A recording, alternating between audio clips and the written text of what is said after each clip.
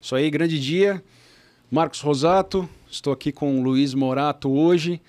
Hoje o assunto é um pouco diferente e particularmente me interessa bastante, que é o RH no mercado de precatórios. A gente não vai ser tão específico assim para falar no mercado de precatórios, mas eu queria explorar bastante, Luizinho, sua expertise de muitos anos nesse mercado, como um grande executivo da área de recursos humanos. Queria que você começasse um pouquinho falando brevemente a sua história, se apresentando um pouquinho e já colocando uma pitadinha aí, porque recursos humanos de hoje em dia não tem nada a ver com recursos humanos de 20, 30 anos atrás. Né? Isso é verdade. Então, por favor, Luizinho. Tá bom, muito obrigado. Obrigado pelo convite. É uma alegria estar com você aqui nessa oportunidade.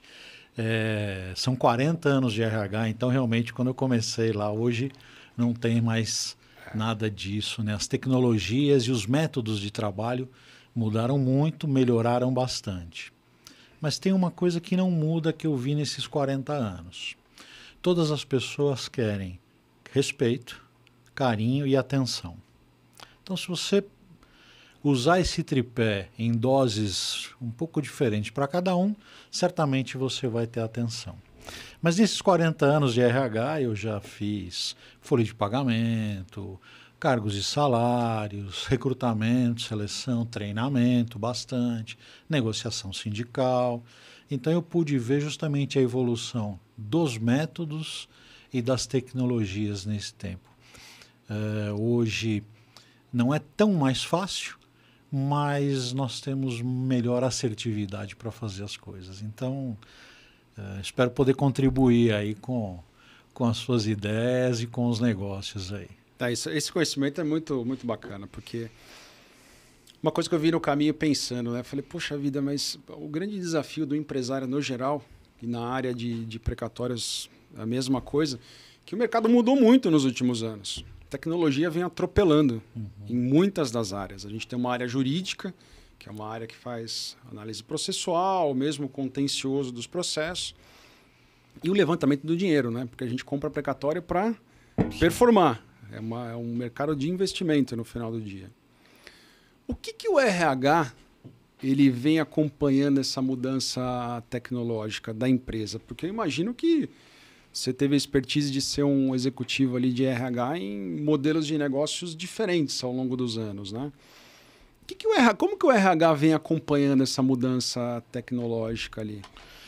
Para a área de recursos humanos, a tecnologia ela melhorou os nossos processos. Então, tudo que a gente fazia em controles, não necessariamente manuais, mas controles mais simples, hoje nós podemos sofisticar, nós podemos tirar muito mais informação. Então, por exemplo, para eu definir hoje um plano de desenvolvimento individual de uma pessoa. Antes era muito o feeling da gerência, da área em que atuava, uma pessoa de contabilidade, recursos humanos, uma pessoa da área comercial. Os modelos eram mais ou menos os mesmos, com algum viés. Hoje não. Hoje eu faço uma análise, o perfil comportamental dessa pessoa e o modelo de negócio que a empresa tem.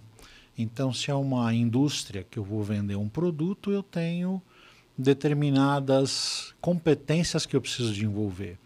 Se eu vou vender serviços, são outras. Se a venda é varejo ou é um B2B, é completamente diferente. Pegando como exemplo a área comercial de uma maneira geral. Então, hoje eu consigo conhecer melhor o perfil do profissional que eu preciso e adequar isso ou preparar esse profissional para o tipo de negócio que eu estou desenvolvendo, seja serviço, seja produto. Você está falando, eu estou pensando aqui... Porque, por exemplo, no meu mercado ali, anos atrás, a gente começou, literalmente, nossa atividade qual que é? A gente prospecta clientes detentores de precatórios, negocia com quem faz sentido negociar, cliente que precisa do dinheiro agora, ele não quer ficar esperando 1 ano e meio, 2, o governo pagar. E o outro lado tem o investidor, ou um fundo de investimento, um investidor pessoa física, que compra esse crédito e quer receber. Então a gente tem diferentes posições ali para a montagem de equipe, propriamente dita. A gente tem uma área, como tinha lá atrás, comercial, que tinha que ser uma área grande, porque você imagina, pegava o telefone e ficava tentando discar na unha para achar o cliente. E uma área jurídica que te exigia uma expertise. Então, um tipo de treinamento e qualificação em processos diferentes. Tinha parceiros de fora, porque você imagina, a gente qualificando escritórios parceiros para trazer negócio. Mas vamos pegar em cada área. Ao longo desse tempo, mudou muito. Então, eu tenho gente que trabalha comigo há muitos anos, que sente essa dificuldade hoje em dia. Eram pessoas muito boas em área comercial, de batalhar ali cliente um a um na unha e tal. Pessoas de alta performance, elas performavam no passado. Hoje, você pega uma pessoa que está começando ou mais antenada na área tecnológica, ela atropela esse pessoal que estava acostumado a trabalhar no passado, né? Às vezes ela não é nem a melhor qualificada em termos de skill, em termos de treinamento, mas eu vejo que ela está antenada na tecnologia. Isso. Exemplo, ela cria um blog, ela faz uma captação ali de clientes em massa, e ela sai na frente, ela dá uns 50 passos na frente da pessoa. Como que o RH está vendo isso? O RH procura acompanhar as unidades de negócio ali para... Sim. As redes sociais trouxeram um perfil muito diferente. Então, quando você fala que antes ele tinha que batalhar, ficar ligando, era uma venda mais agressiva, ele tinha que ser mais agressivo porque ele tinha um contato. Então, ele tinha que conseguir tudo naquele contato. Hoje, a agressividade mudou de canal. Eu não faço mais pelo telefone, não mando mais e-mail. Eu me exponho. Eu coloco o meu produto, o que eu quero e a mim mesmo. Então, hoje... Muito mais um receptivo, né? Exatamente. Olha, eu tenho isso, eu faço isso, eu ofereço... Você tem que entregar algum valor primeiro para depois... Isso, para que ele possa atrair as pessoas e aí sim, alguém vai chamar ele. Então, ele está esperando, mas qual é a isca dele, né? Qual que é o propósito dele? Olha, eu tenho um produto aqui que vai trazer alegria, felicidade e remuneração para você. Fala comigo, vem conversar comigo. Quando ele entra numa rede social, antes ele prospectava o cliente, ele pegava uma lista, muito provavelmente das grandes corporações, das grandes empresas, ou nas redes sociais, o próprio LinkedIn, ele identificava lá um grupo potencial e ele começava a ir batendo em cima de todo mundo. Dessas pessoas. Hoje não. Hoje ele vai se expondo, ele procura canais diferentes, ele é um blog, é um podcast, é um Instagram, é um Facebook, e ele vai atrás disso. Um TikTok. Se você pensar, como assim o TikTok? Não é uma coisa para se divertir? Não. Também. Mas cada rede social tem a sua particularidade. Exato, né? Mas pode ter gente que está se divertindo lá e fala, poxa, isso parece ser interessante. Então, o método de ir atrás mudou porque a tecnologia também mudou. A gente consegue abranger muito mais hoje usando as redes sociais. Eu estava escutando um caso, né, de um colega, filho de um colega, na verdade, 8, 9 anos. Aí ele, visionário, eu falei assim, ele achou estranho, ele falou assim, poxa, perde um baita tempo na internet e tal. Eu falei, mas o que ele está fazendo? Não, ele joga o joguinho lá do... Hoje em dia tem inúmeros títulos ali. Ele joga um joguinho, mas ele não se contenta em jogar. Ele está com uma comunidade ali, ele vai narrando as fases, ele vai contando e tal.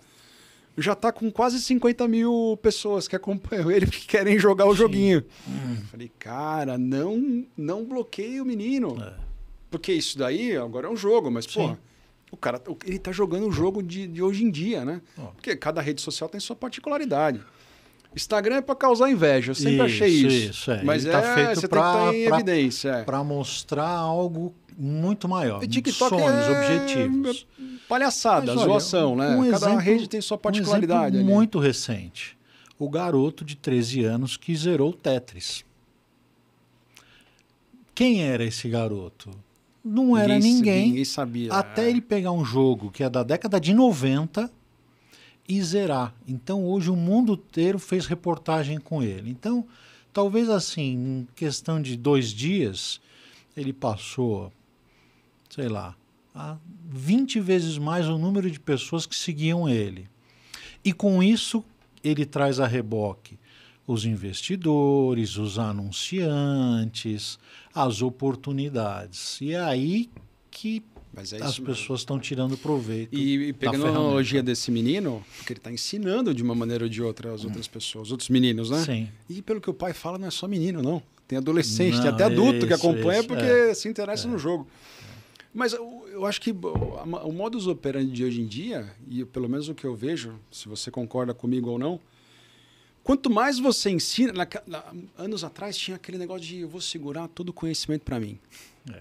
Eu tenho conhecimento, eu vou segurar e eu tenho medo que o vizinho saiba alguma coisa ali porque ele vai largar na frente. E até hoje tem algumas pessoas que têm uma resistência muito grande. Era o valor grande. daquela época, era conhecimento. Exatamente. Você saber, você ter informação, era o valor. Então, você era insubstituível porque o conhecimento estava com você. Mas é isso mesmo. Eu comecei a falar com meu pai, por exemplo, um papo de pai e filho, né? Sentaram, tomando uísque lá.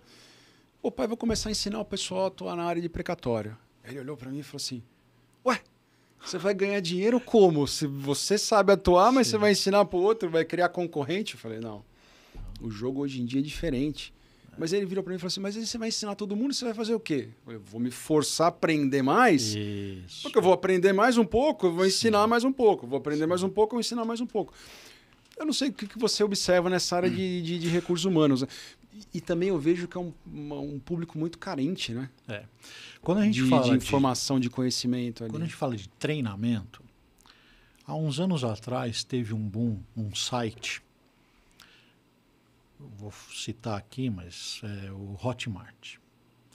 Todo mundo desenvolvia treinamento, colocava nessa plataforma e todo mundo comprava.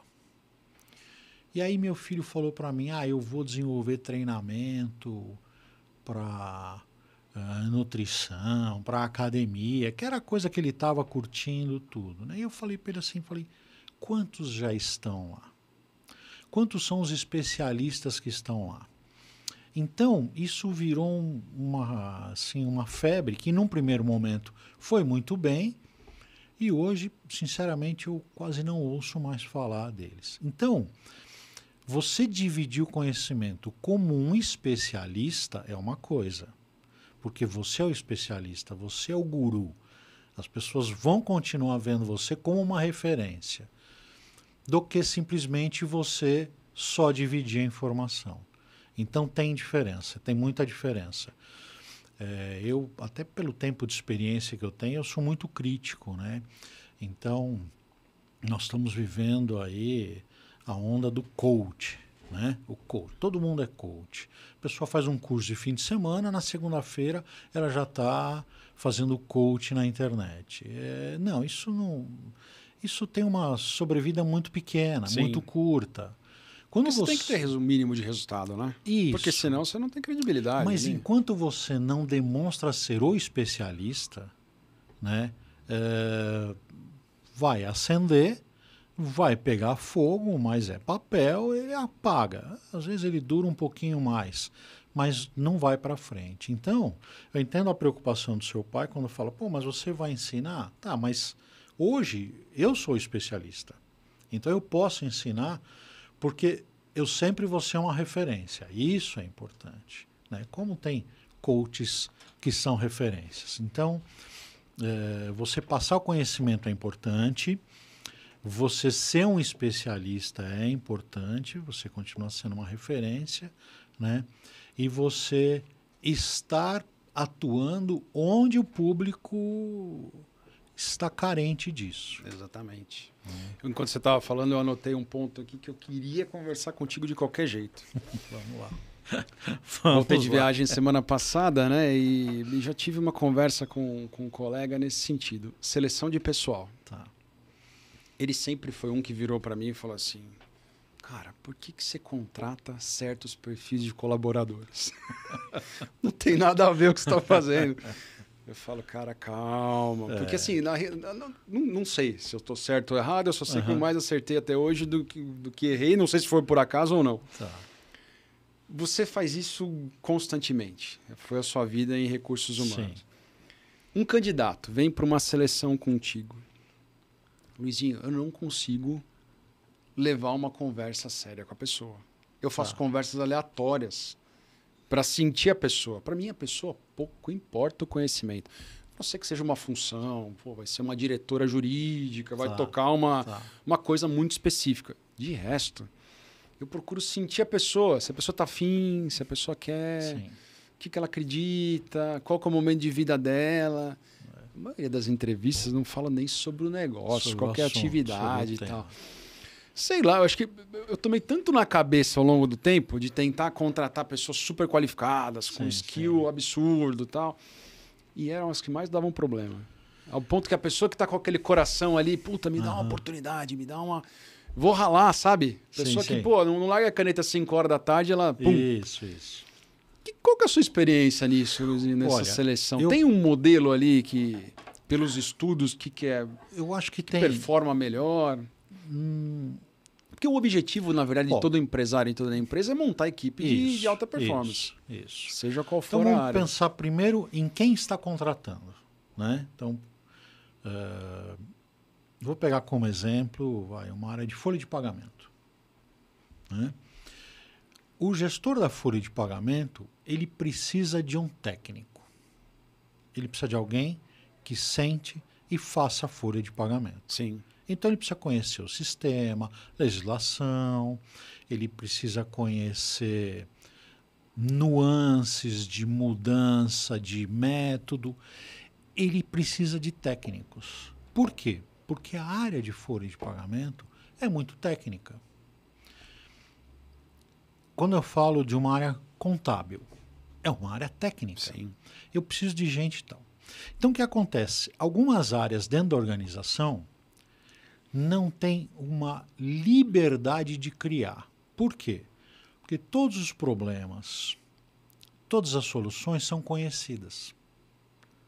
Um pouquinho maior aqui, um pouquinho menor lá. Não pode fugir muito do script ali. Por exemplo, tem que cumprir aquilo. Contabilidade e folha de pagamento, ele tem prazo e tem lei que rege isso. Então, ele não vai criar.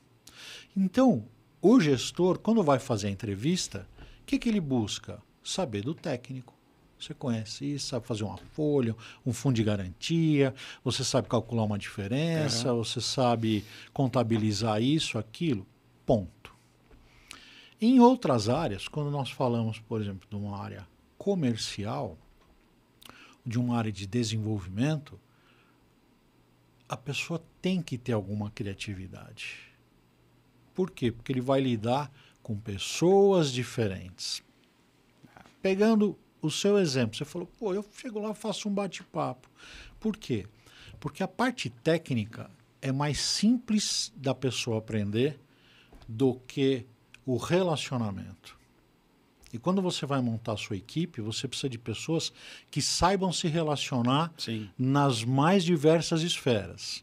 Então você vai ter lá o jovem que procura ambientes instagramáveis, que está sempre ali na rede social, que gosta de game e tudo. Por quê?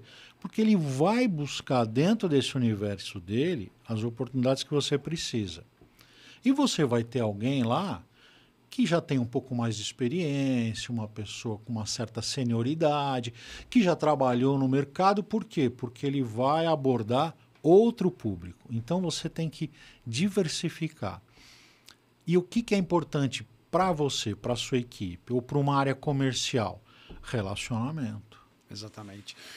Uma coisa que eu venho observando ao longo dos meses e anos aí mais recentes, uma tendência de alguns empresários em abolir metas.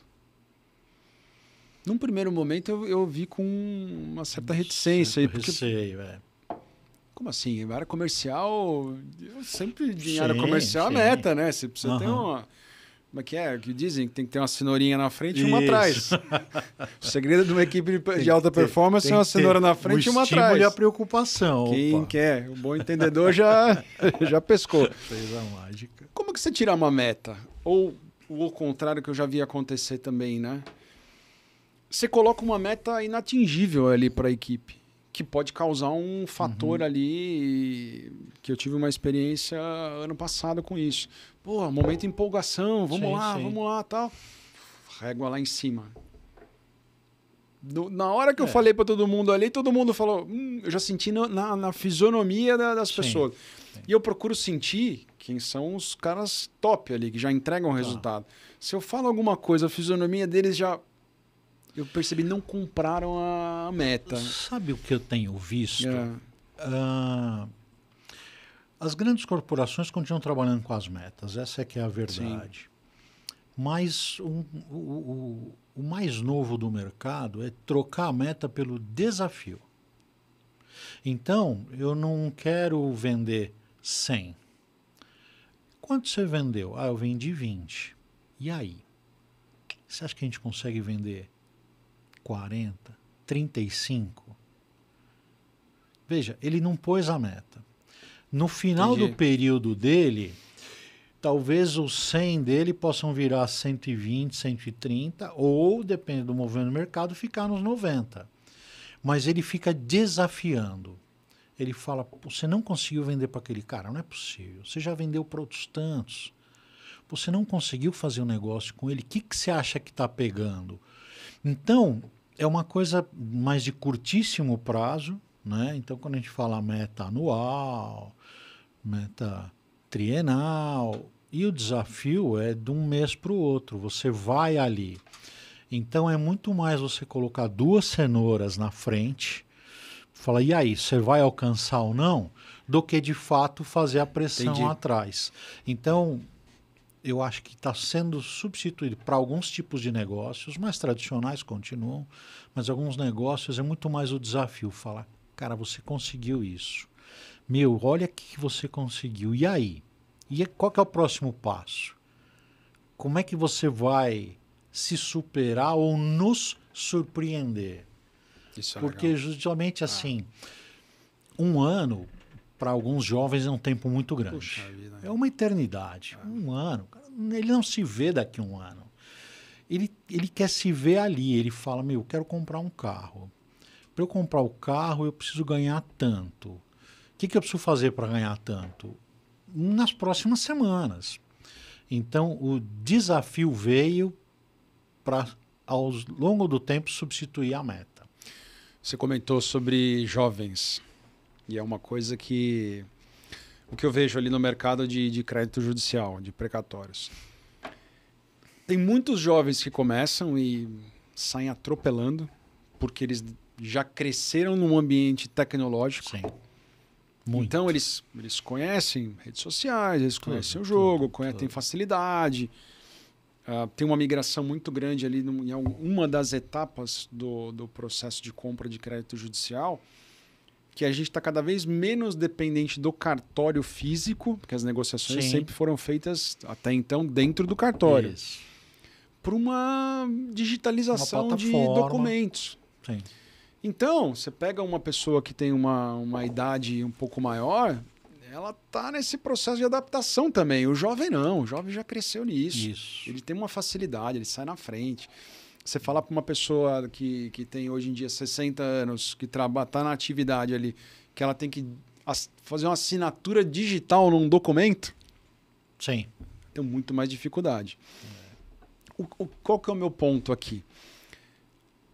Existe uma mescla ideal, porque para você montar uma equipe de alta performance, você precisa desse pessoal novo, que tem uma facilidade com tecnologia muito grande. Por outro lado, Luizinho, a experiência que eu tenho é essa geração nova não aguenta o tranco. Eles não aguentam o tranco. Não. A pressão para eles... Eles não aguentam pressão. A pressão para eles é diferente. Pode falar? Bom, a gente fez uma pequena pausa aqui. Pausa para água. Vamos lá, voltando, Luizinho. Para a gente ir na segunda etapa aqui. Você estava falando das equipes, da mescla de características, de skills. Queria que você voltasse a comentar um pouco sobre isso. Tá. Qual que é a sua expertise nessa área? Quando a gente fala hoje da atuação no mercado, então o jovem é muito mais ágil e esse mercado tecnológico é dele.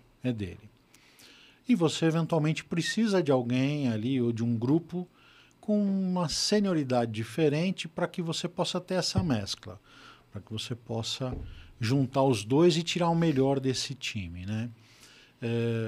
Via de regra, o jovem ele precisa trabalhar com muito mais liberdade, ele não consegue administrar muito a pressão, ele, no popular, ele espana mais rápido do que uma pessoa aí nos seus 50 anos, 45, 55, ele já está mais cascudo, ele consegue, ele entende melhor o que é essa pressão e administra. Essa mescla, a importância dela é justamente você dar estímulos diferentes para cada grupo, né? Então, quando você fala do jovem, você dá mais liberdade e você desafia mais, você provoca mais. E aquela pessoa que já tem mais experiência no mercado, você pode fazer um pouco mais de pressão no sentido de alcançar os objetivos. Que aguenta, vem de uma geração que aguenta o tranco. Ele está acostumado, a gente viveu isso o tempo todo. Sim. Né? Então, não é que você vai tratar diferente, mas você vai dar estímulos diferentes. Um precisa da meta, precisa do objetivo e eventualmente precisa do caminho a ser seguido, e o outro precisa só ser desafiado. Ser desafiado, entendeu? Para que você possa conseguir os resultados com esse grupo todo, porque nesse mercado eu entendo que você precisa dos dois grupos. Sim. Você não pode trabalhar só com o jovem. Você não está vendendo game. Não. Né? Você está buscando outras coisas. Então você precisa dos dois para você ter uma amplitude maior no mercado. Eu percebo muito isso, porque se você trabalha com uma equipe muito jovem, falta o ponto da experiência. Sim. Ali, de botar a bola no chão. O contrário também é verdadeiro, né? Se você não tem aquela equipe que é a parte jovem, que é aguerrida, que é provocadora, porque geralmente o jovem é mais contestador. Ele mais provoca muito mais. Né? Uhum. Muitas das vezes no sentido de, poxa, como que eu não tenho um banheiro próximo aqui da minha mesa? Exatamente. O mundo não é, você não é uma suíte. Exatamente. O suíte não é uma condição sine qua non, né? Como a maioria dos jovens ela acha, né? Então é muito isso. Anotei um outro ponto aqui para a gente falar, e isso é uma coisa que eu percebo muito atualmente. Eu sempre procurei sentir, como eu falei para você, na seleção da pessoa, se ela realmente é comprometida, tem o mesmo propósito. Eu acredito muito nisso, né? Porque para a empresa deslanchar, as pessoas têm que ter não exatamente o mesmo propósito, mas uma linha em comum ali. Porque senão, ao longo do caminho, a pessoa se perde. Do ponto de vista de RH, e você deve ter tido muito mais experiências similares do que eu, e eu já tive algumas e me arrependi da grande maioria. Você começa a identificar que a pessoa está desgarrando, seja por uma atitude, seja por uma... Não queria falar exatamente o episódio que aconteceu, porque senão a pessoa já vai... ela vai entender. Uma atitude, um posicionamento, digamos assim, chegou a ser um desvio de conduta, mas algo duvidoso. Qual que é essa linha de você chamar a pessoa e falar, olha, isso é inaceitável, dar um cartão amarelo, ou você já identificou de cara que não chama a pessoa e fala, infelizmente, a continuidade não tem como ter? Qual que é a sua expertise nessas situações? Né? Olha, não é fácil. Lidar com as pessoas é o melhor skill que você pode ter. Sim. E o que você deve remunerar melhor. Lidar com as pessoas. E aí, de novo, a gente volta para os públicos, né? Quando você fala com o público 40 a mais, você dá um warning, você chamar e dar um aviso, olha, eu percebi isso, estou observando isso, e isso não é algo que eu quero no meu grupo, na minha equipe. Você já deu aquele aviso. Você já avisou. Dali, você vai perceber se a pessoa vai se adequar ou não. Então, você tem um tempo ali, 1 mês, 2 meses, você percebe se a pessoa vai se adequar ou não. Mas você deve fazer esse aviso, porque muitas vezes a pessoa está passando por outras situações, muitas vezes fora ali do dia a dia, de trabalho. Acaba descontando ali. Né? E é ali que é o reflexo. Então, isso... E aí a pessoa vai se organizar. Quando você fala com o jovem, acredite se quiser, o warming pode ser um tiro no pé. Porque o jovem, até pelo que você observa, né, ele tem que ser desafiado, ele tem que ter um status quo muito diferente, ele acha que ele está na suíte master, né, e ele nem sempre ele aceita esse aviso. A grande maioria das vezes não aceita. Ele não aceita. Aí a pergunta é, bom, então eu vou investir tempo nisso? Talvez não. Talvez não. Sinceramente, não tenho paciência. Então, e não é só a paciência, né? Você está falando de um negócio. Sim, que a bola está rolando ali. Se você fosse uma empresa pública, a paciência é o que você mais tem. Mas não, o seu negócio não tem isso. As privadas, elas existem para ter resultado, para remunerar os seus acionistas. É para isso que elas existem. Então, às vezes, a gente não concorda muito com algumas ações de algumas empresas que fecham negócio, vendem negócio. E mandar tanta gente embora é horrível. Eu não comungo com isso, mas é o negócio, é o business. Então, o jovem, ele já foi desafiado, ele já recebeu as ferramentas que ele precisa e ele não está dando resultado. Se você chamar ele para uma conversa séria, é capaz de ele acabar a conversa dizendo, eu não quero mais ficar aqui. Com certeza. Então, a rotatividade deles é muito mais rápida, é muito maior. Nem vou falar da década de 70, que o sonho era entrar numa empresa e ficar o resto da vida. Não.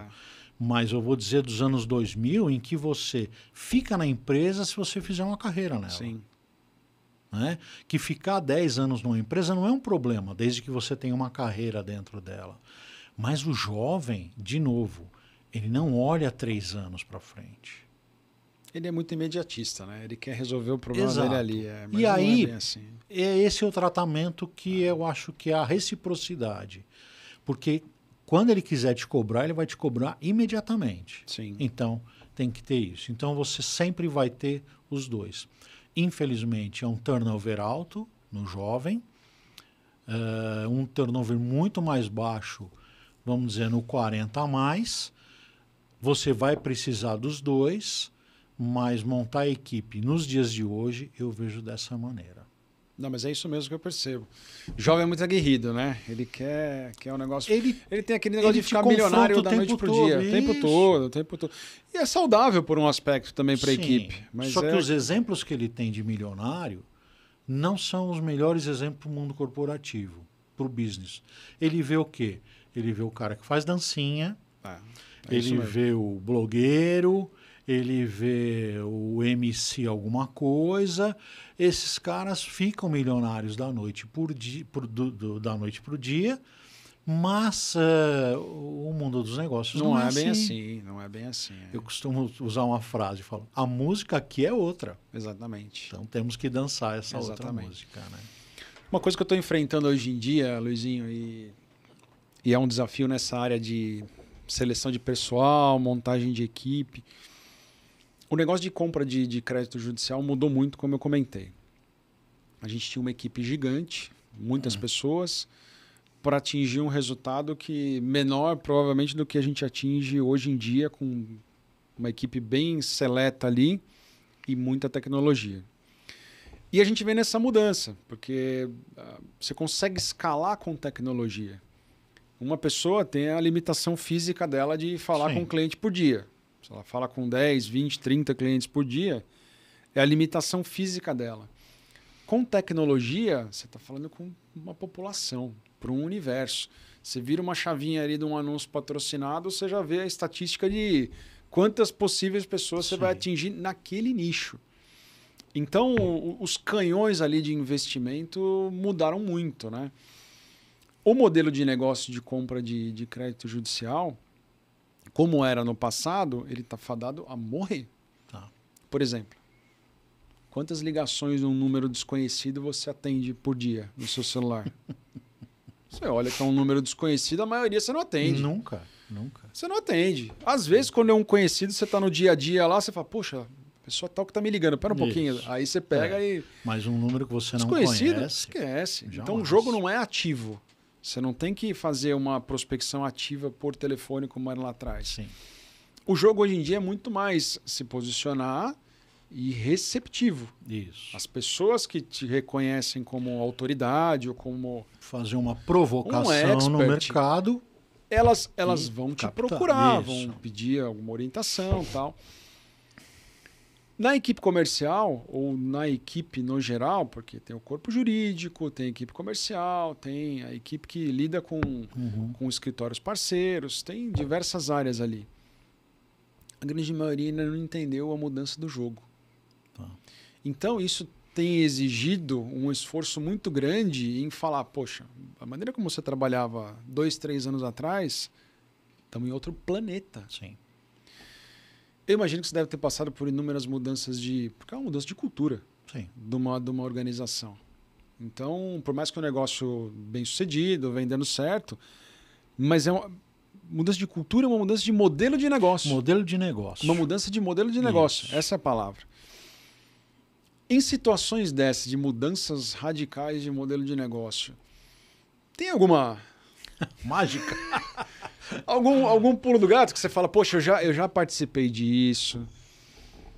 É muito melhor você mostrar um cenário futuro de que... Porque tem muito isso nas grandes corporações, né? Você faz a projeção, você fala onde você quer chegar, tal, engaja todo mundo. Vai melhorar. O que a gente precisa trabalhar? Quais competências ali? Quais skills que a gente precisa desenvolver? Isso a gente está falando de grandes corporações, você está acostumado. Sim. Empresas pequenas e médias, como que você faz isso? Com força de RH, de treinamento, de marketing limitado ali. Muitas vezes uma pessoa tem que ter 2 atividades ali. Certamente. Grande desafio, hein? A pergunta do milhão, agora, né? O que fazer nas empresas menores? Porque só uma última pitada para você organizar o raciocínio. Eu tenho um tempinho para pensar. Quem não se adapta rápido vai morrer. Quem não se adapta rápido nessa mudança vai morrer, porque o concorrente está se adaptando. Sim. Tem um cara novo que está começando agora, que, por exemplo, no meu mercado tem inúmeros exemplos. Pessoa nova, começou agora, falou, opa, que mercado é esse? Ah, o mercado é esse, tal. Tem 1, 2 anos de mercado e bluf, está abocanhando as grandes. Por quê? Ele tem escala na tecnologia. Então... Olha, claro que é uma visão sobre a ótica de recursos humanos, que é a minha experiência. Mas eu vejo, por exemplo, o que tem acontecido, e talvez seja um paralelo, com as startups. Nas organizações, na verdade, nessa última organização em que eu atuo, nós perdemos muitos bons profissionais que foram trabalhar em startups, em negócios voltados a, sei lá, vou vender açaí, eu vou vender mercado de energia, enfim. E num período de 1 ano a 1 ano e meio, esses profissionais nos voltam à ligação perguntando se não tem uma oportunidade para voltar para a empresa. Olha que interessante. E nós já fizemos muitas recontratações, porque eram bons profissionais que mereciam foram arriscar, porque era o momento de arriscar tudo e a saída foi uma saída tranquila, positiva, e alguns desses, de fato, a gente já recontratou, já estão e já estabilizaram. Então, essa dinâmica do mercado, e de novo nós estamos falando dos jovens, sim, o pessoal, nos exemplos que eu tive a oportunidade, o pessoal próximo dos 30, então que é a hora de eu arriscar, né? Eu estou começando uma família, ou ainda estou pensando nisso, então arriscou naquela hora, passaram aí 1 ano e meio, 2 anos, Ah, fiquei sabendo uma oportunidade. Oi, Luiz, tudo bem? Puxa, faz tempo que a gente não fala, estou sabendo uma oportunidade, queria voltar. E não, difícil voltar. Às vezes uma oportunidade um pouco menor do que tinha quando saiu, porque é o que eu tenho. Sim. Aí o mundo corporativo você tem outras travas, né?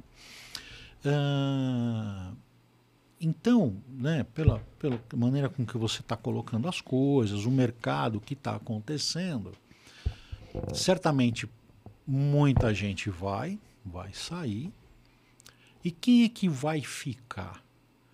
É aquele que acredita no negócio ou acredita na organização em que ele está.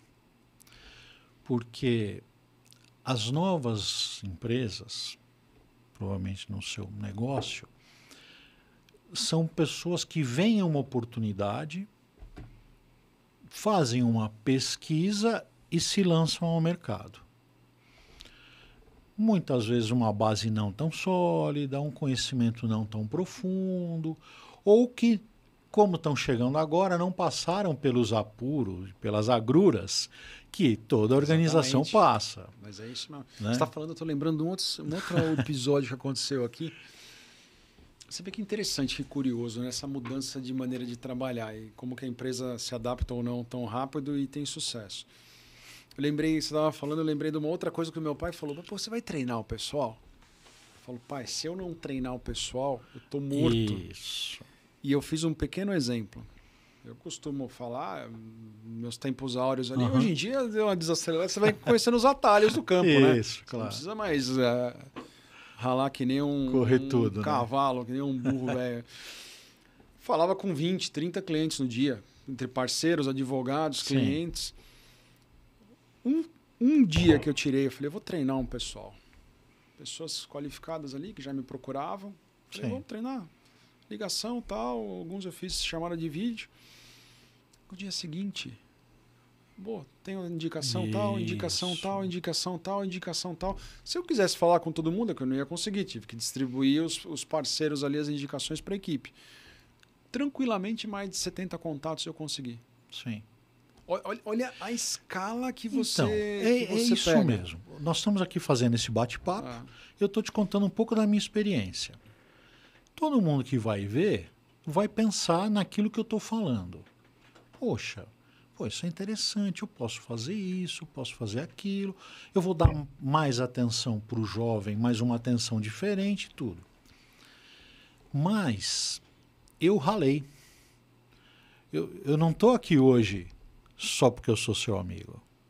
Eu estou aqui hoje porque eu tenho 40 anos de RH. Exatamente. Se o que eu aprendi há 40 anos atrás, talvez hoje não seja mais tão relevante, mas a minha relação com as pessoas e todos os problemas que eu já vivi na minha área me trazem aqui. Certeza.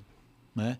Hoje eu faço uma negociação sindical hoje com muito mais tranquilidade do que eu fazia na década de 90. Imagino. Né? Mas por quê? Porque eu vivi muitas dessas experiências. Então, e você passou por várias etapas de sindicatos. Né? Quando você... Exato. Não, eu vi o sindicato que parava a qualquer custo e hoje o sindicato que fala, vamos resolver isso aqui rápido, porque eu não que a gente quero tem no Brasil, mais. Que também é outro ponto delicado. Também é outra questão. Mas voltei dos Estados Unidos, isso daí não ia vingar lá, não existe. Lá não vinga. Mas quando você fala assim, poxa, em vez de eu falar com 20, eu treino as pessoas, eu desenvolvo, essas pessoas começam a dar resultado. A turma que está começando no mercado, querendo fazer um modelo parecido com o seu, eles não viveram algumas das situações que você viveu e você resistiu. Sim. Você insistiu. Você aprendeu com aquilo para continuar nesse mercado. Quantos que vão quebrar a cara e fechar o negócio quando aparecer um desses problemas? Então, a grande maioria. Você tomar um chapéu. O que mais se toma na vida é chapéu. Seja do cara do boteco que fala que a cerveja está gelada e não está, e você vai pagar por isso. seja você fazer um investimento, captar um investidor ou fazer uma negociação num precatório que seja uma coisa grande. E aí você está lá e você descobre, muitas vezes no pior momento, em que aquilo não era exatamente aquilo. E você fala, puxa, eu investi, ou eu fiz um negócio, ou eu recebi uma documentação que é uma fraude. Que tem muito isso, né? Tudo pode acontecer. Hoje em dia, cada 10 créditos que a gente pega para analisar, 6, 7 tem alguma dividida. Tem alguma coisa errada. Isso. Se você for botar a régua, o critério de análise mais para cima ainda, 8, 9 de 10 ali tem alguma coisa. Quando você fala, vou comprar um carro. Você vai comprar um carro usado, o seu risco é de 80%. Você vai comprar um carro zero, o seu risco é de 10%. Por quê? Quanto tempo aquele carro está na concessionária, se de fato o pessoal faz a manutenção dele na concessionária. Não é difícil você comprar um carro zero e ter que voltar para fazer um recall, que às vezes o mercado não chama de recall para não chamar a atenção, mas vem aqui trocar uma pecinha, tudo. Então, assim, isso é o tempo todo. Quem sobrevive nesse mercado? Quem aguenta o tranco, quem aguenta o rojão. Como a gente estava falando das startups. Puxa, eu vou fazer uma startup que vai trazer a solução de modelos organizacionais. Tá bom. E aí? E quando você se deparar, e aí de novo falando da minha área, quando você deparar com uma pessoa que resiste e que tem poder dentro da empresa? Acabou. Travou. Aí tudo que você investiu na sua startup, você bateu num muro que, é um muro alto que você não pula e não tem porta. Não vai passar. Né? Então, como é que você mantém esse pessoal, né, voltando aí, fiel a você, ou que não vai ficar trocando tudo? É quando eles perceberem que estão trabalhando com a pessoa certa, com a empresa que tem princípios, porque isso é muito importante no mercado. Talvez o jovem não perceba isso, mas o 40 a mais ele percebe isso, né? E ele está trabalhando com a pessoa que não se incomoda em dividir as informações. Então, quando você chega para o cara e fala, olha, você fez uma abordagem assim, pensa em fazer um pouco diferente, pensa nisso, pensa naquilo, para você poder. Então tem que ter essa empatia entre a empresa. Você trabalhou em outras organizações que em algumas você tinha empatia e outras você só estava lá porque você tinha conta para pagar e tinha que fazer o seu. Não tinha aquela unidade de propósito. Não criou vínculo. Não tinha unidade de propósito. Né? É isso então mesmo. eu vejo um pouco disso, né? Dos concorrentes do mercado. E por que não contar o que você sabe? Não, acho que tem que contar. Porque esse pessoal também vai estimular o mercado de alguma maneira. Eu estou muito nessa etapa. Não é um dilema, é uma etapa, né? Porque eu tomei essa decisão de voltar a ensinar o pessoal no meu mercado. Você fica muito engessado, né? Porque, por exemplo, a tecnologia, a gente tem mais de 40 a mais. Isso. Tecnologia, a gente pegou uma parcela, mas essa geração nova, ela cresceu com tecnologia. É muito mais simples para eles. Qual que é o grande desafio? E aí vem algumas travas que a gente tem ali. Eu, particularmente, tenho umas mais, uma menos. Umas menos e eu acho que cada um tem umas mais, outras menos. Né? Em algum momento da minha vida, eu fui muito perfeccionista. Então, eu sempre quis fazer tudo muito bonitinho e perdi o timing de um lançamento, de uma coisa. Eu mudei muito, então, mas também fui para um outro extremo. Eu falei, eu tenho que me destravar, eu vou para o outro extremo. Eu vou fazer de qualquer jeito. E eu vou arrumando ao longo do caminho. Também percebi que não dava certo, mas era melhor do que a primeira. Menos sofrível. Então, agora eu estou numa etapa seguinte. Vamos começar a treinar? Para mim é tudo muito novo. Eu tenho uma expertise na área de precatórios muito grande. Mais de 10, 12 anos praticamente. Agora vai para 13. Já vi muito rolo, o que te dá uma casca. Isso. Muita fraude, muito rolo, muita gente passando a perna em pessoas. Gente próxima passando a perna em pessoas próximas. Então, isso cria uma casca em você. Sim. E eu vou começar a ensinar esse pessoal, mas eu vou pegar gente também iniciante, porque eu quero ganhar capilaridade e dar chance pros iniciantes nesse mercado. A pessoa que está lá, poxa, não estou me achando na vida, eu estou começando, eu gosto de falar com gente e tal. A pessoa tem uma oportunidade de uma remuneração, de começar a entrar no mercado, que é um mercado muito seleto, Luizinho. Pouca gente sabe de precatórios. Sim. Eu tive a oportunidade de aprender com um grande advogado ao longo desses anos. Mas pouca gente teve essa oportunidade de estar com alguém que tem know-how nesse ramo. E o que eu vou reservar para as pessoas? Porque tem gente que já está nesse mercado. Já está nesse mercado e eu acho que para mim, particularmente, é o que eu mais vou gostar de ensinar. Gente que já está nesse mercado dando cabeçada, dando cabeçada, dando cabeçada. Esse nicho de pessoas ou pequenas empresas é o pessoal que eu quero trazer e falar assim, vem cá. Você está disposto realmente a dar certo? Vamos fazer uma mentoria aqui, você comigo, particular aqui, não vamos colocar mais ninguém, e realmente desenvolver esse pessoal. Porque assim, vai ser uma coisa muito boa, eu tenho certeza que eu vou desenvolver o pessoal vai começar a ganhar dinheiro, porque quem faz direitinho o script começa a ganhar dinheiro. Sim. E o negócio, de alguma forma, acredito muito nisso, vai voltar para mim, seja no mercado de precatórios ou qualquer outro momento da vida. O X da questão é, com a capilaridade da internet, e esse é um grande desafio, vem público de tudo quanto é tipo. Vem desde a pessoa que está engajada, ela quer realmente aprender, como vem uma pessoa que fala, pô, Marcos, bem sucedido, vai me ensinar a aprender a atuar com precatórios? Nossa, o negócio é fácil. Vou lá e vou ganhar dinheiro. A pessoa não quer se dedicar, ela não quer estudar, ela não quer praticar, ela não quer ralar todo dia, entendeu? E óbvio que não vai ter sucesso, porque não tem nada bem fácil, né? Como lidar com isso no RH? Porque e são as pessoas que falam mal. As pessoas que vão lá e dão certo e falam bem, isso, maravilha, ninguém escuta. Não. Mas a meia dúzia ali que fala mal, aí que... Por sorte, quem não se dá bem não sai falando muito por aí, porque as pessoas só querem mostrar a foto da piscina do resort. Ninguém mostra a cozinha do resort, né? Então, isso é bom. Eu acho que aí é importante ficar claro que vão ser 2 processos. Vamos falar de treinamento dentro das empresas. Eu tenho o treinamento obrigatório que eu tenho que fazer.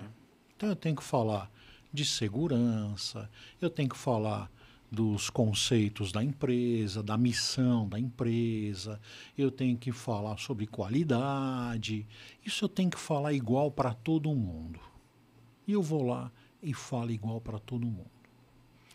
Depois eu tenho o que nós chamamos de PDI, que é o Plano de Desenvolvimento Individual. Aí eu tenho ou grupos menores, então eu vou fazer o desenvolvimento do idioma. Nós vamos agora aprender o inglês. Então eu vou pegar um grupo seleto, por quê? Porque não é todo mundo que vai usar o inglês no dia a dia. Sim. Então quem que vai usar? Algumas posições gerenciais, que recebe às vezes um expatriado, ou tem uma reunião com o pessoal de fora. Então aí eu vou pegar um grupo seleto. E depois eu tenho aqueles high potential, que é o cara que eu preciso desenvolver ele, porque hoje ele está numa área, mas daqui a 3, 5 anos ele vai assumir vai pras cabeças, 2 áreas, ou um pouco mais. Esse é o cara que você vai sentar com ele uma vez por semana, uma vez por mês e falar, vamos falar sobre negociação, vamos falar sobre pessoas, vamos falar sobre disciplina. E aí você desenvolve ele como pessoa, como profissional, e de tempos em tempos você põe alguma coisa técnica. Qual a diferença desses? Quando você faz o treinamento obrigatório, você vai, por exemplo, colocar na internet, no seu Instagram. Bom, vamos fazer aqui um treinamento. quase ninguém vai interagir com você. Eu vou falar sobre qualidade, eu vou falar sobre precatório. Quase ninguém vai interagir. Então as pessoas vão só receber a informação.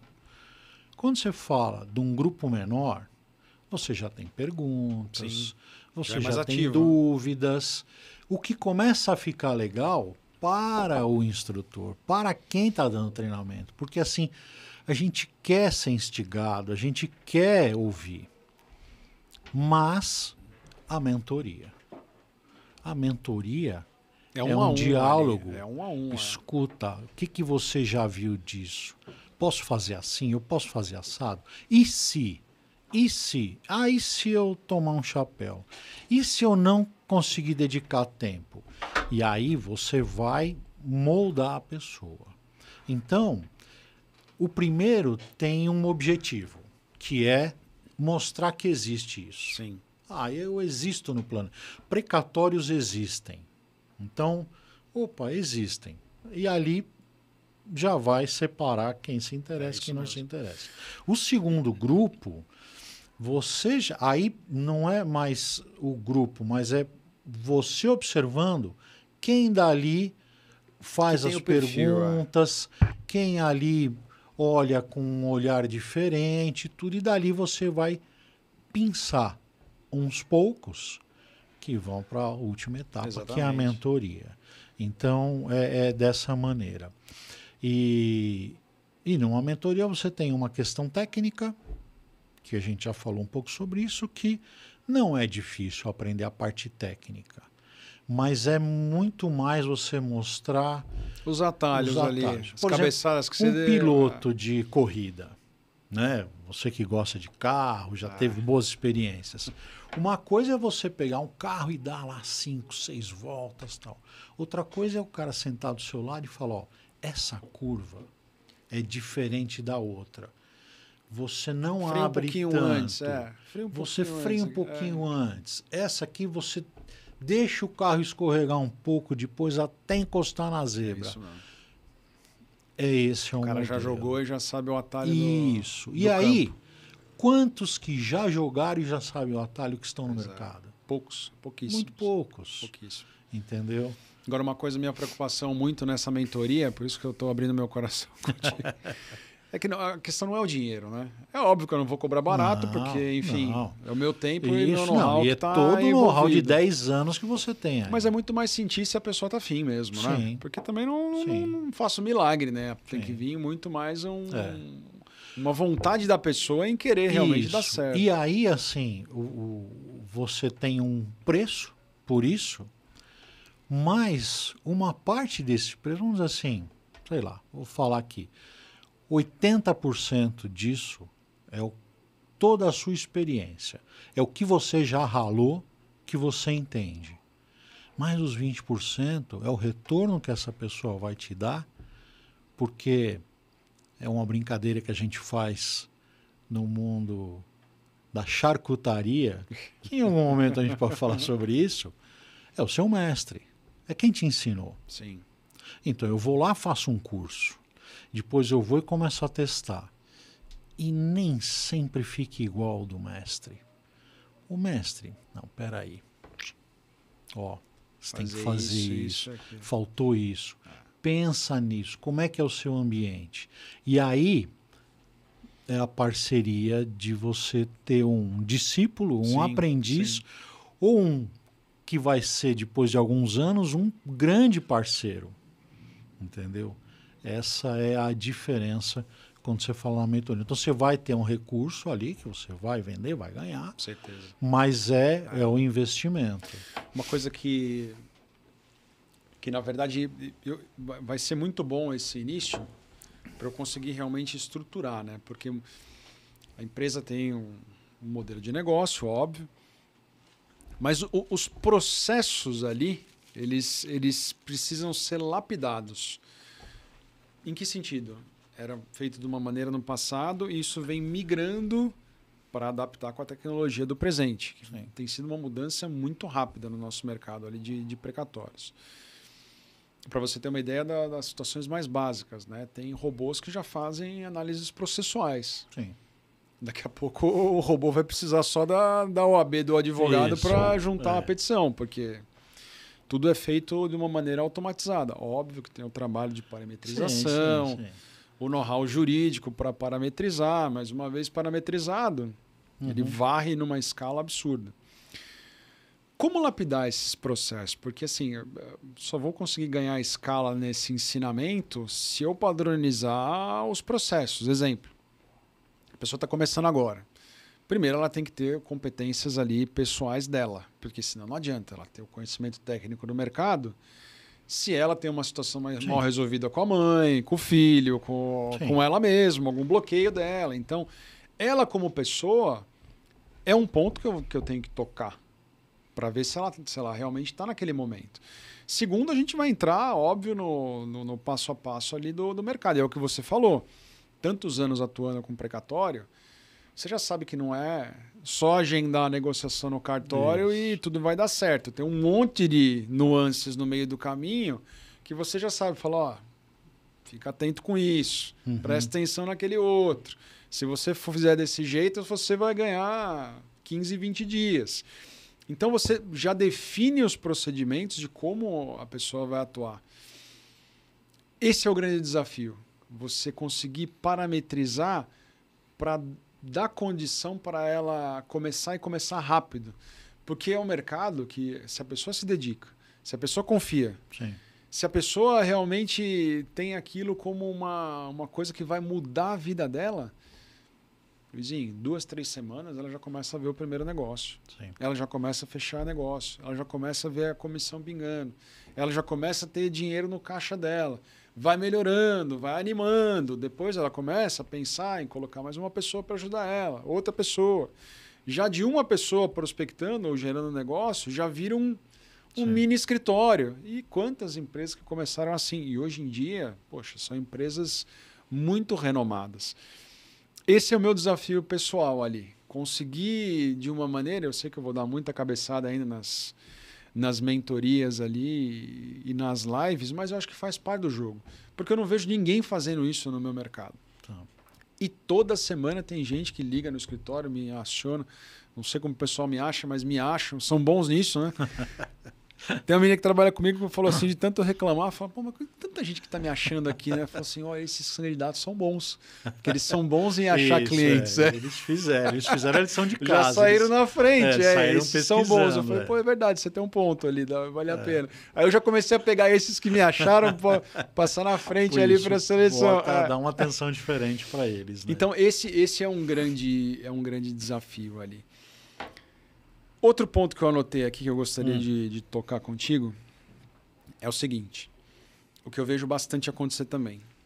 O mercado de precatórios, para quem está atuando, é muito bacana porque a gente chega com dinheiro para antecipar com o cliente e pode falar o que for.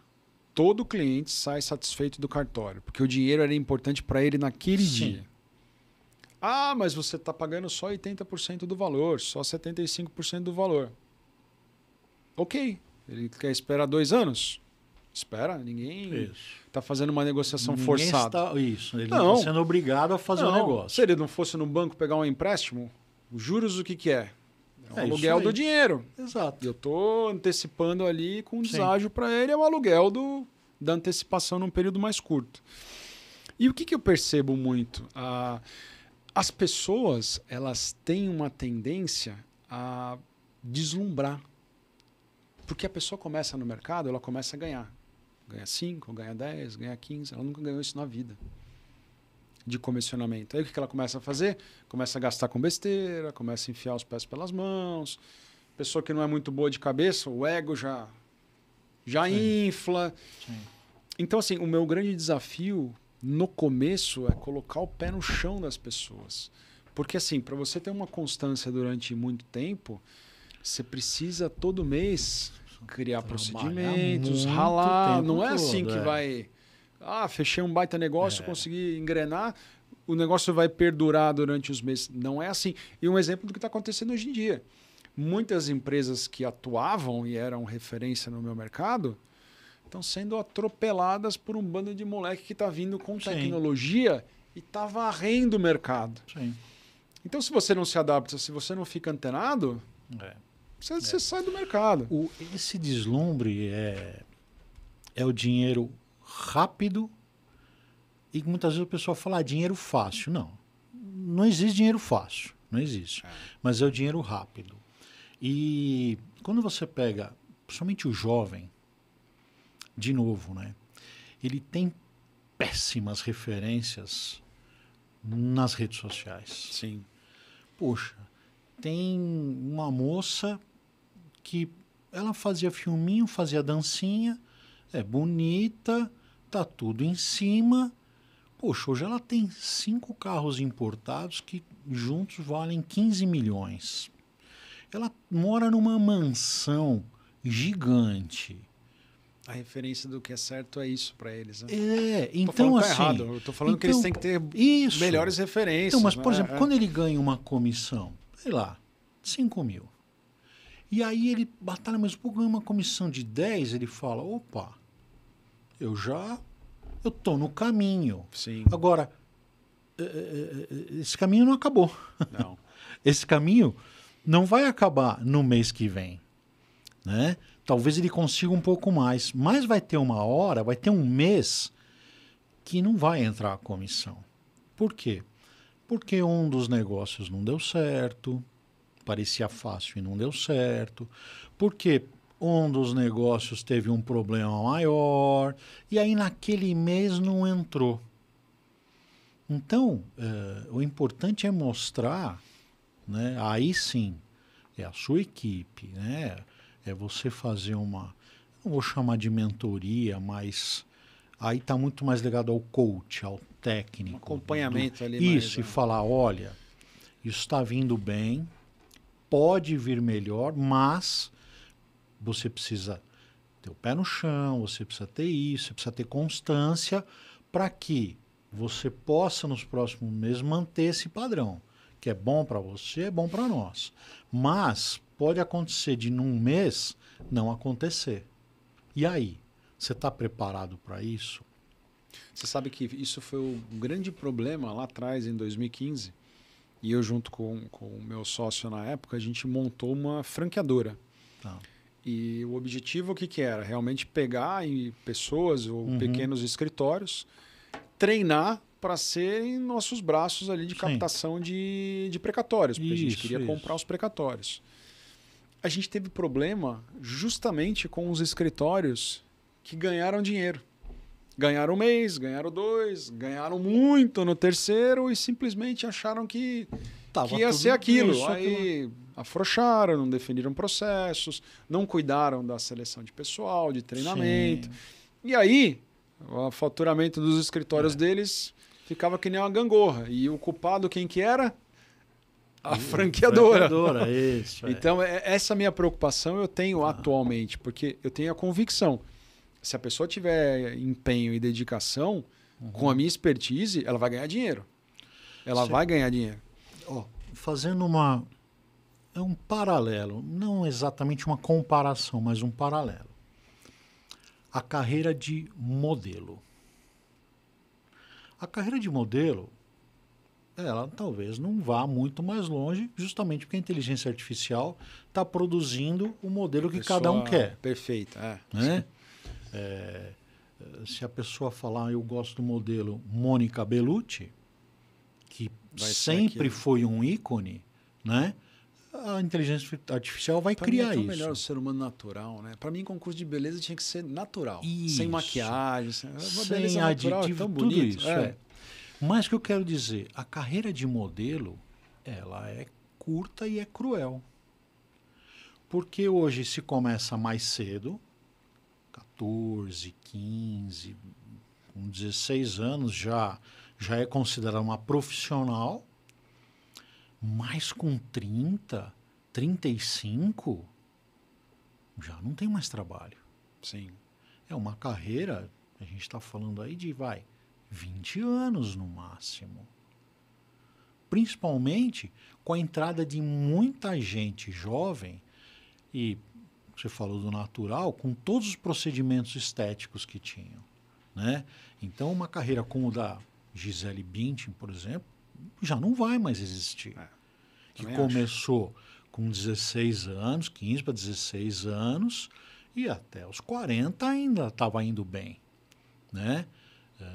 Hoje ela é muito mais buscada por causas sociais, ambientais, do que justamente para modelar.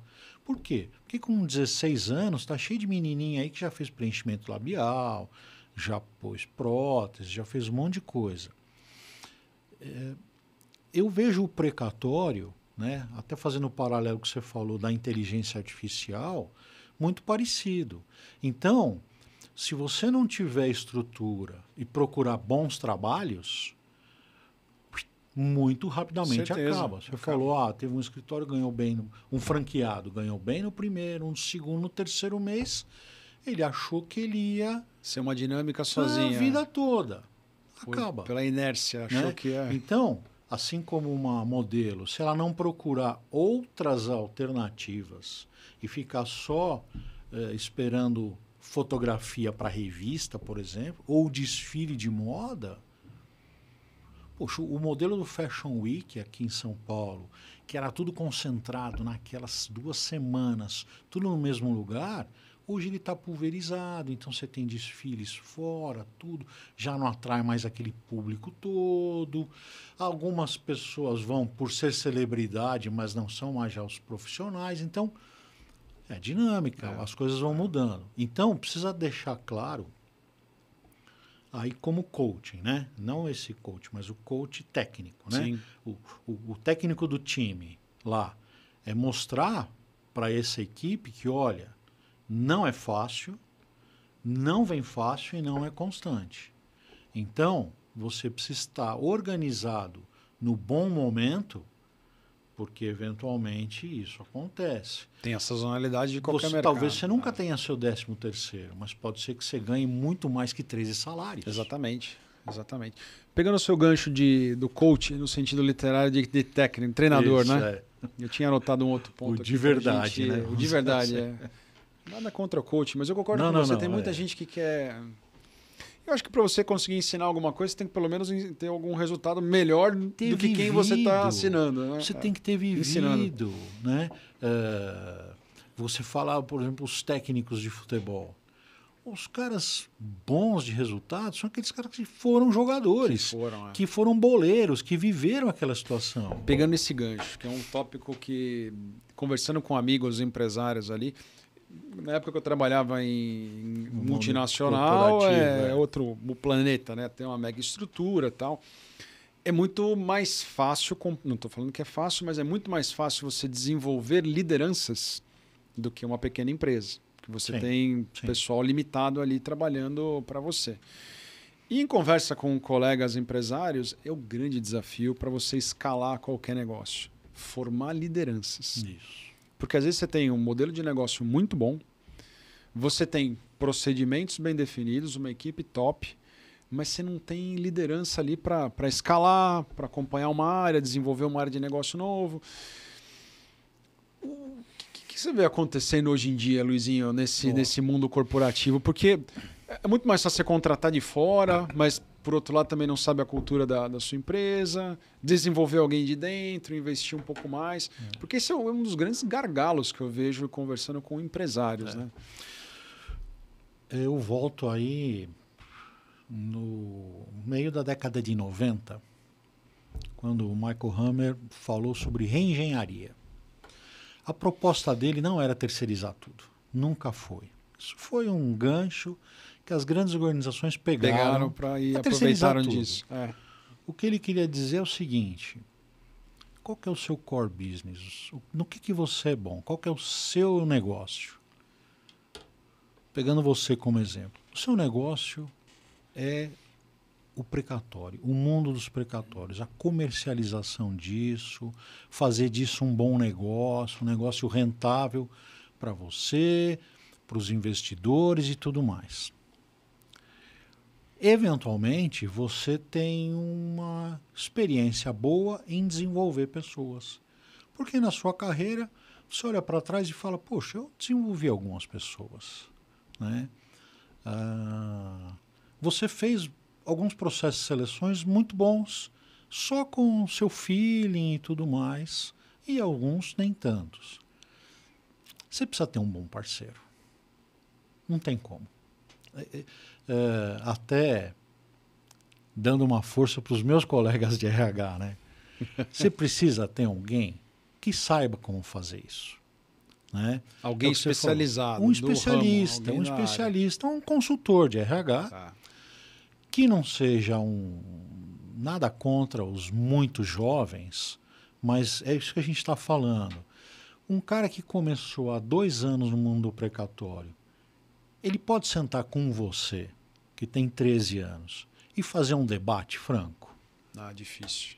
A não ser que seja um cara muito fora Ele da vai bater aqui, bater ali, dar uma desafiada aqui, mas ele não vai tirar a sua tranquilidade. Mas tem um povo que tenta, viu? Tenta, de redes sociais é impressionante. Tenta. Eu estava comentando ainda esses dias. Por mais que você fale, coloque vídeos, explique, às vezes você está gravando vídeo na correria. Você não se atenta no detalhe. Hoje em dia eu tenho a convicção, o feito é muito melhor que o perfeito. Isso. Porque se você esperar o perfeito, passou o trem. Não vai. Às vezes você publica um vídeo, você não revisou, na hora você estava numa correria, ligação, teve que entrar no call, sai uma coisa errada. Pronto. A pessoa vai lá, ela pega aqui no minuto 2.03, você falou 3 palavras erradas ali e põe no comentário, te manda mensagem. Fala, pô, meu... Eu já vi muito isso, né? Eu já trabalhei em muitas empresas, em grandes organizações globais, líderes de mercado, tudo. Então já tive muitas dessas experiências de você receber alguém e essa pessoa realmente te desafiar, né? Mas como é que você vai resolver o problema da cultura organizacional? Eu falei, bom, primeiro eu vou entender por que a cultura organizacional não está bem instalada. Onde que está o ponto? Mas como você vai fazer isso? Eu falei, tem que entender, eu tenho que conversar com as pessoas, entender o que já foi feito, se foi feito e por que não deu resultado. Eu preciso entender. Se você acha que eu tenho uma receita para isso, não existe, bom, eu não sou essa pessoa. A empresa é uma empresa. Eu não sou. Então, quando eu falo, né, quando você fala, poxa, eu vou contratar alguém que não conhece a cultura da empresa, tudo. Pois é, alguém tem que contar essa história para essa pessoa. Alguém tem que chegar para essa pessoa e dizer, olha, eu já fiz isso. E tem que ouvir. Isso não era o ideal. Não tem como fugir disso. Então, quando a gente fala que você tem que focar no seu negócio, e aí você fala, poxa, mas como é que eu vou preparar? Como é que eu vou criar um processo para o meu pessoal? Você tem que ter um parceiro. Sim. Tem que ter um parceiro. Para estruturar. Que seja uma consultoria e eu vou dizer para você, sem medo de errar, para o tamanho da sua organização, né? Número de pessoas que você tem, tudo. Não estou falando de faturamento. Esse, não vá procurar as top consultorias. Não vá. Não faz sentido. Não, porque eles têm um produto de prateleira. Entendi. Eles vão mudar o nome, mudar 2 slides, 3, e vão falar para você, essa é a solução. Muito provavelmente não vai dar certo, e eles vão dizer que em algum momento você errou naquilo, porque o modelo deles é perfeito. Sim. Você vai procurar um consultor, uma consultoria de tamanho menor ou médio, mas principalmente veja quem são os profissionais. Que estão Então não é aquele profissional que é consultor há 20 anos, mas é aquele profissional que trabalhou 20 anos nas organizações. Tem uma bagagem, tem experiência, vai fazer algo personalizado. Isso, e ele vai falar para você, olha, eu acho que é melhor você trocar esses perfis e fazer isso. E eu tive essa experiência com todo tipo de consultor, né? Eu tive uma experiência muito negativa com uma consultora que era uma simpatia. Tinha um discurso muito bacana, mas que no currículo tinham 2 empresas por 2 anos numa e 2 anos e meio na outra, foi para o mercado e virou consultor. E não, frases prontas, discursos já batidos no mercado, tudo, e de fato a coisa não evoluiu. Mas eu tenho colegas que trabalharam 25, 30 anos no mundo corporativo e viram de tudo. Sim, Né? sim. Assim como eu vi de tudo no RH, você viu de tudo no mundo de precatório. Então, é esse o profissional que você precisa. Então, essa seleção é a mais importante.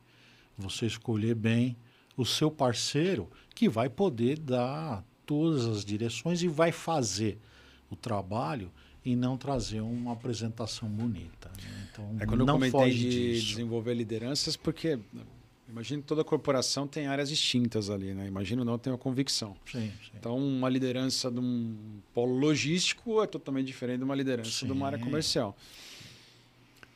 O desafio do pequeno empresário é justamente esse, né? Você conseguir, com poucos recursos, na minha área de precatórios, treinar uma pessoa que vai conversar com o cliente, que a gente tem interesse em comprar o precatório.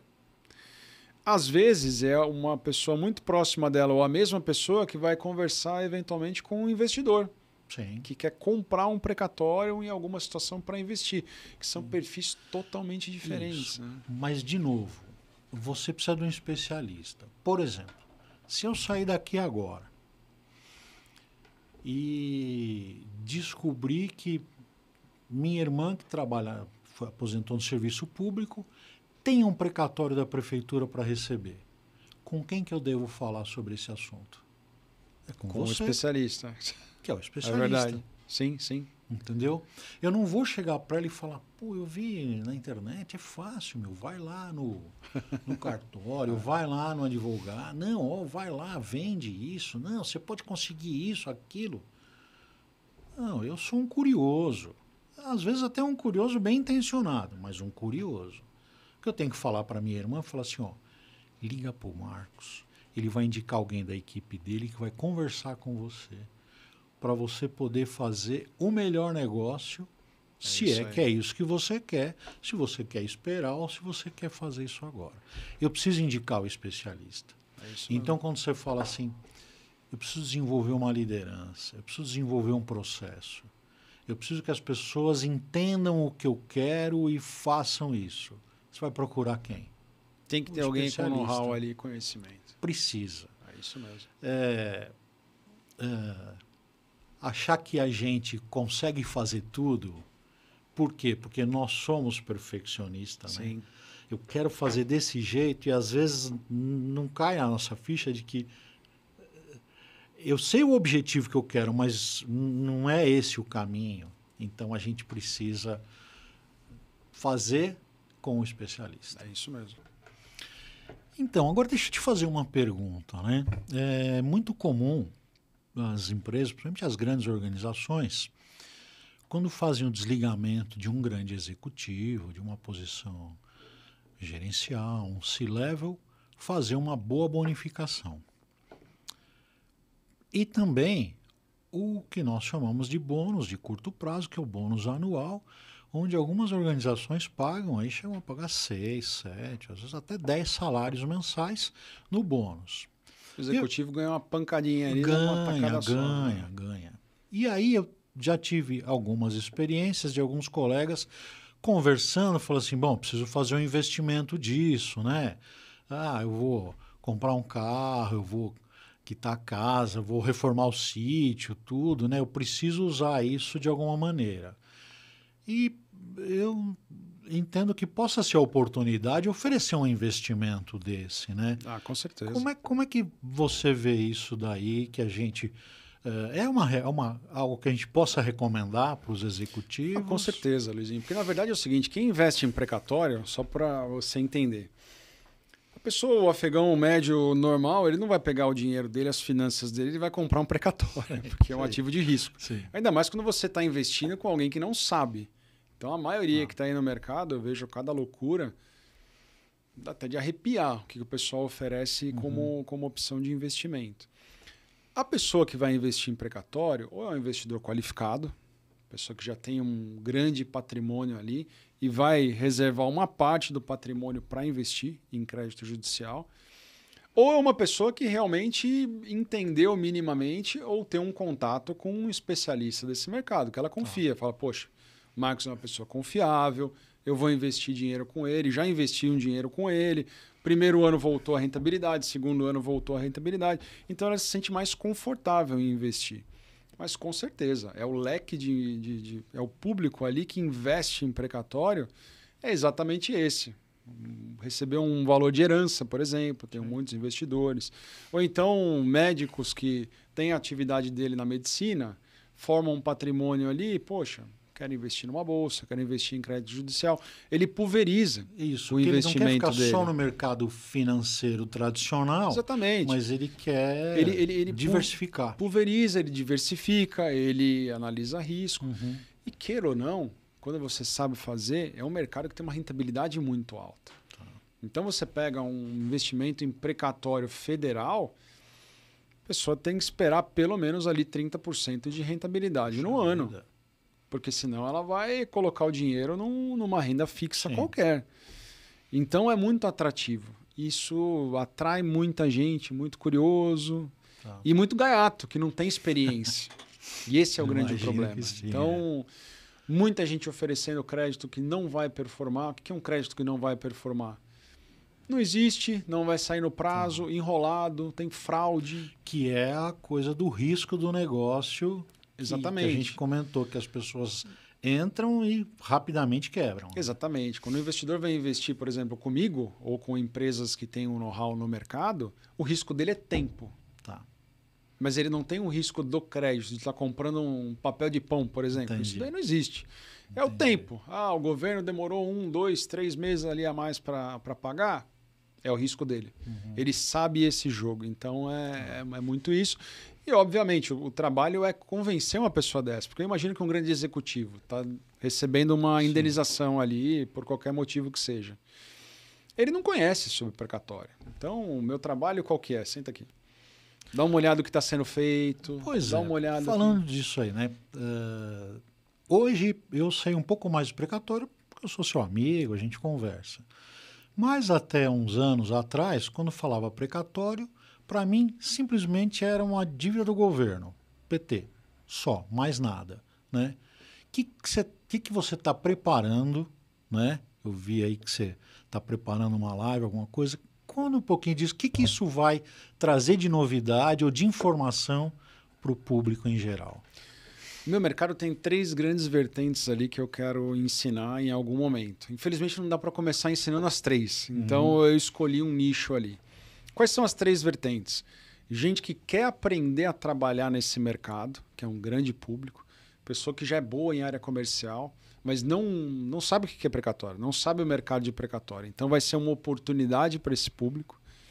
As pessoas que são os detentores do precatório, eles têm o precatório, mas eles não sabem da possibilidade de negociação, como é que funciona, quais são os trâmites, que é um outro grande público para eu ensinar. E o terceiro grande público, que é um universo que está cada vez mais crescendo, que são os interessados em investir em precatórios. Então, tem 3 grandes públicos que eu vou poder, em algum momento, começar a ensinar. Dia 22 agora, de janeiro, eu vou começar minha primeira live. Selecionei o primeiro público, eu quero dar oportunidade para as pessoas que querem começar a atuar nesse mercado. Onde eu vou selecionar as pessoas que realmente têm o perfil para participar, começar a ensinar os códigos ali do mercado, de como atuar no mercado de precatórios.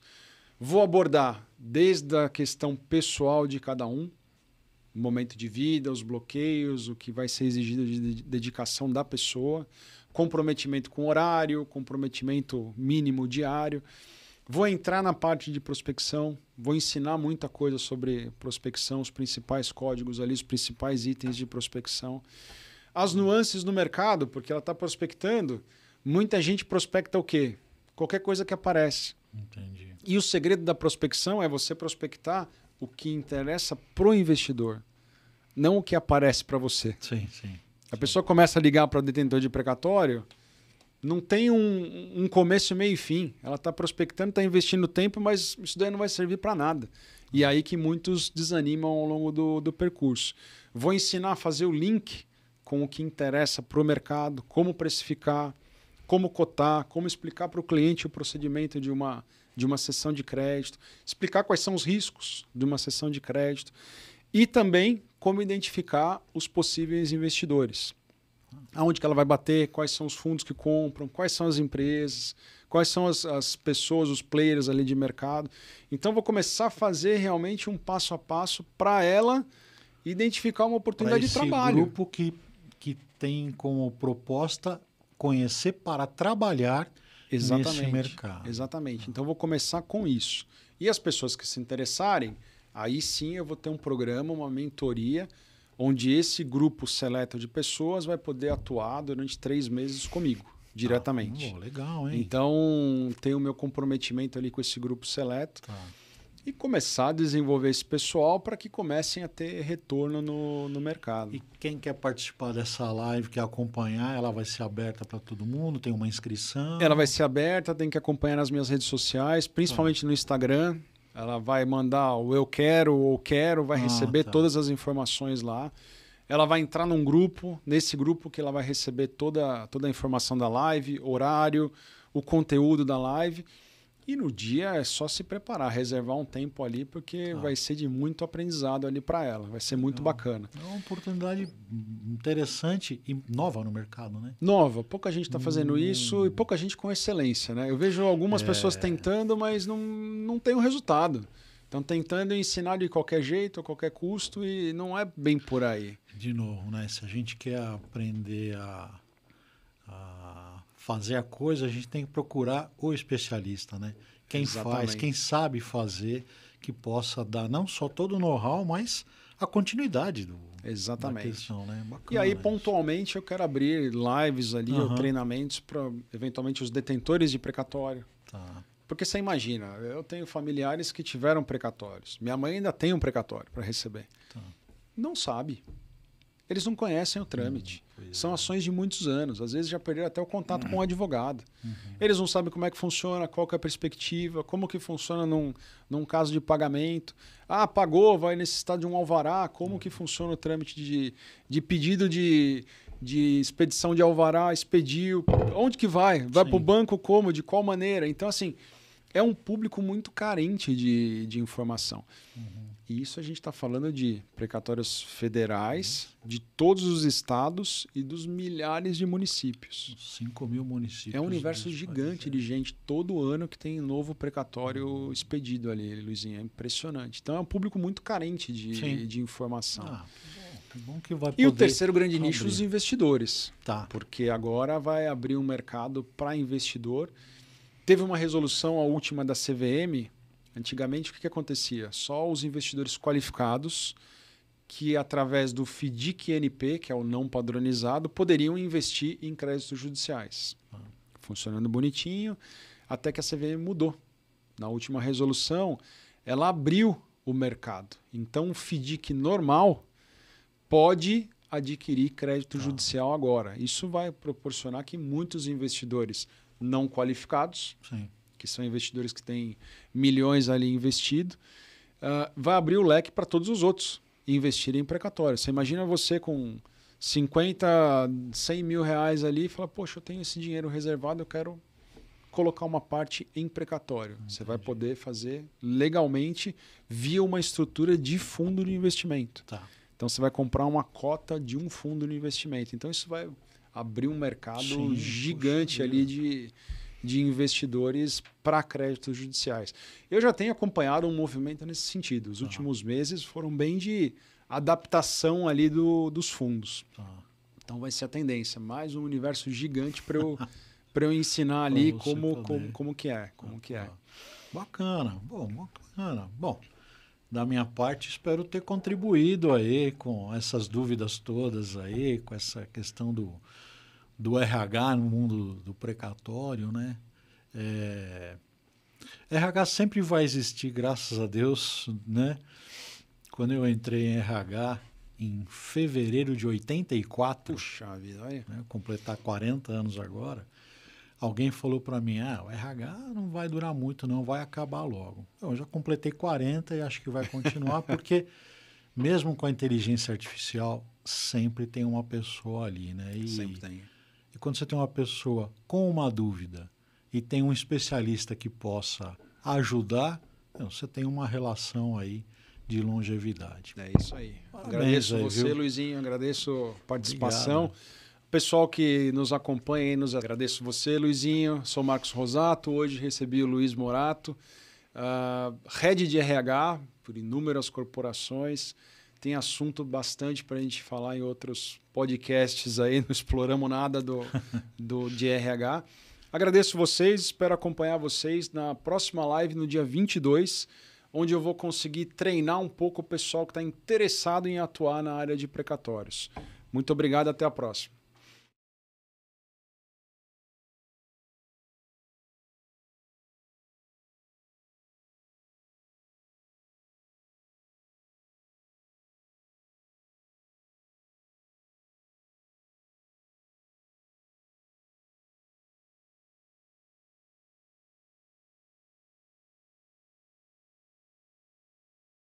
Que está nesse mercado aí que está crescendo e tudo mais, ter contribuído um pouco com a minha experiência de vida e profissional e desejar todo o sucesso do mundo para ele aí. Tudo de bom.